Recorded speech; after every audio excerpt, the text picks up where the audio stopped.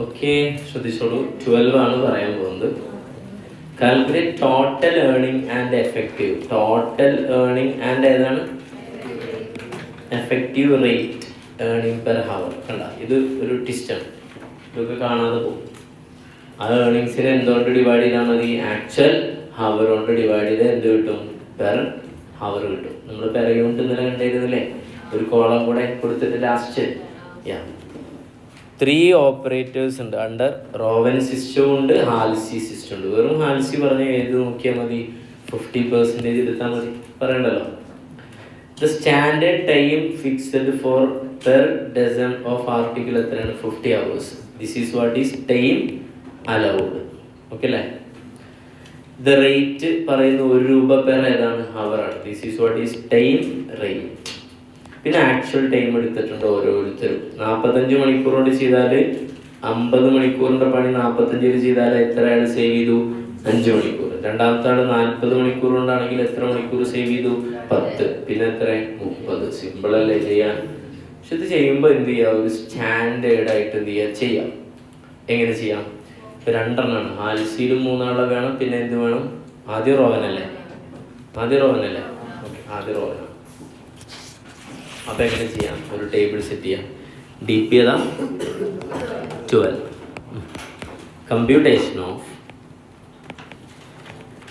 Total earnings under ആരാ?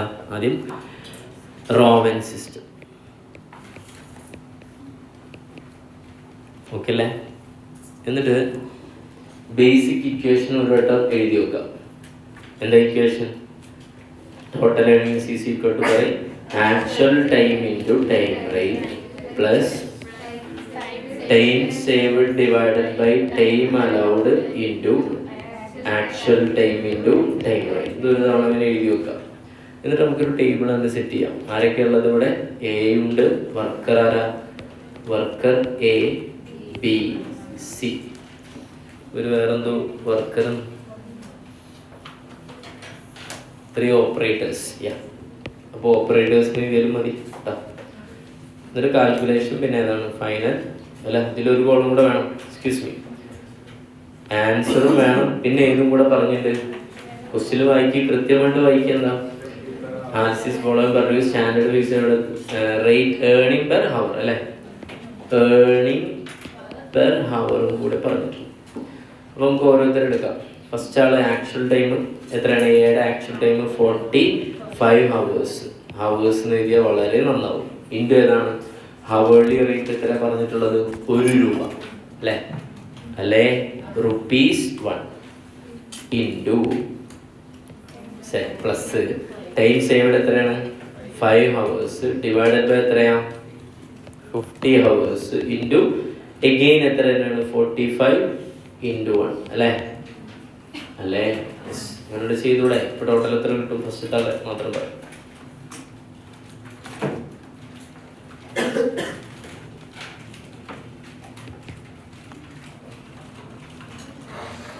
$45 × 45 തന്നെയാണോ? അപ്പോൾ 5 ഡിവൈഡ് ബൈ 50 × 45 അടിക്കാം.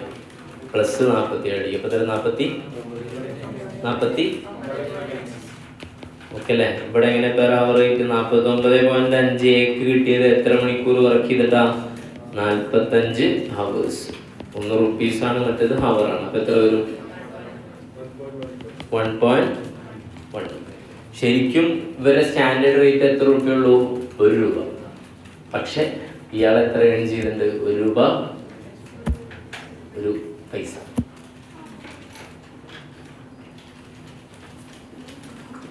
അപ്പൊ എന്താ അയാൾക്ക് ഇങ്ങനെ ഏൺ ചെയ്യാനുള്ള കാരണം എന്താ? Because of his efficiency. അടുത്ത് ബിയുടെ 40 ഇൻറ്റു 1 പ്ലസ് എത്രയാണ്? 10 ഡിവൈഡഡ് ബൈ 50 ഇൻറ്റു 40 ഇൻറ്റു 1 എത്ര വരും? 10 ഡിവൈഡ് ബൈ 50 ഇൻറ്റു 40 പ്ലസ് 40 അടിക്കുക. 48. 48 ഡിവൈഡഡ് ബൈ 40 1.2 അല്ലെ? കൂടുതൽ സമയം ലാഭിച്ച ആളാണ് ആര്? ബി. Okay,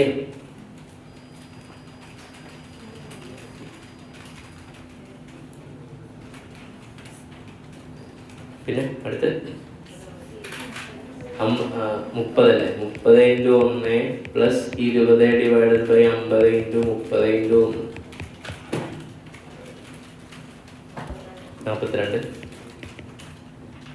42 divide by 30 1.40. അപ്പം നിങ്ങൾ ഒരു കുട്ടികൾ ചോദിക്കുക അതാ, ചിലർ ചോദിക്കും സാറേ ഇവിടെ ഏറ്റവും എഫിഷ്യൻ്റ് ആയിട്ടുള്ള ആളാരാ, 5 മണിക്കൂർ വർക്ക് ചെയ്ത എ ആണോ 10 മണിക്കൂർ 5 മണിക്കൂർ സേവ് ചെയ്ത എ ആണോ 10 അല്ലെങ്കിൽ 20 ഒക്കെ സേവ് ചെയ്ത ബിയും സി ആണോ ഏറ്റവും ബെറ്റർ ആള്? സി അല്ലേ ഏറ്റവും കൂടുതൽ. സിയുടെ പൈസ നോക്കിയൊക്കെ 42, ഏറ്റവും മോശമുള്ള ആൾ എത്ര 49. അങ്ങനെ പറയോ? എത്ര മണിക്കൂർ വർക്ക് ചെയ്തിട്ടാണ് ഇയാൾക്ക് 49 കിട്ടിയത്? 45 അല്ലേ?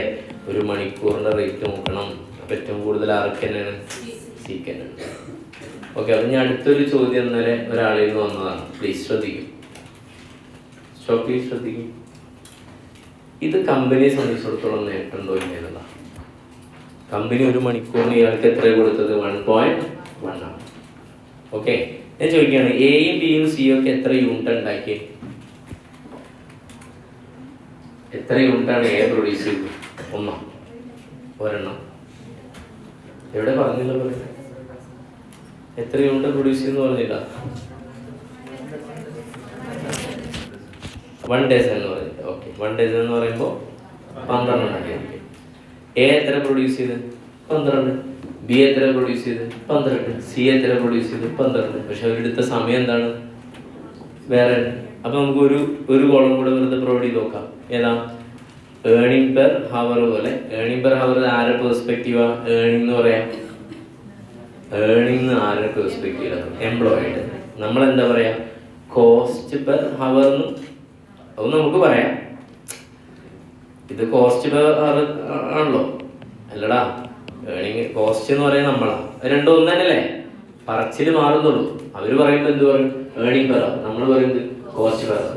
ഇനി അടുത്ത് ഞാൻ പറയാൻ പോകുന്ന, അല്ലെങ്കിൽ നമ്മൾ പറയാൻ പോകുന്നത് കോസ്റ്റ് പെർ ഏതാണ്? യൂണിറ്റാണ്. ഈ എമൗണ്ടിനെ ഏതുകൊണ്ട്? എല്ലാത്തിനും എത്ര കൊണ്ട് ഡിവൈഡ് ചെയ്യാം? 12 കൊണ്ട്. അപ്പം 49.5 ഡിവൈഡ് ബൈ 12 എത്ര വരും? 0.125. അടുത്ത് 48 ഡിവൈഡ് ബൈ 12 4.4.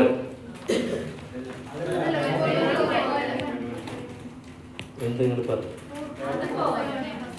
ഫസ്റ്റ്. അപ്പോൾ 0.125 അല്ല,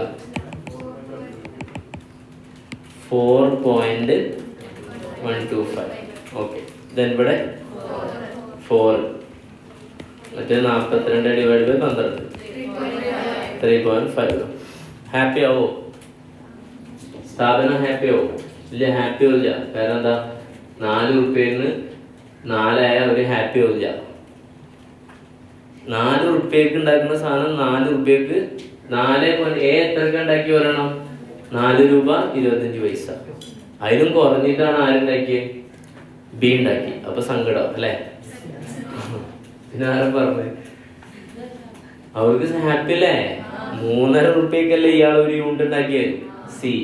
മറ്റേത് 4. അപ്പൊ ആരും ഹാപ്പിയാണ്? എംപ്ലോയറും ഹാപ്പിയാണ്, എംപ്ലോയി ഹാപ്പിയാണ്. നിങ്ങൾ ഹാപ്പി അല്ലേ? അപ്പൊ ഇതും വേണമെങ്കിൽ എന്ത് ചെയ്യാം? എഴുതി വെക്കാം. ചിന്തിക്കുന്നവർക്ക് ദൃഷ്ടാന്തം ഉണ്ടെന്ന് പറഞ്ഞത്.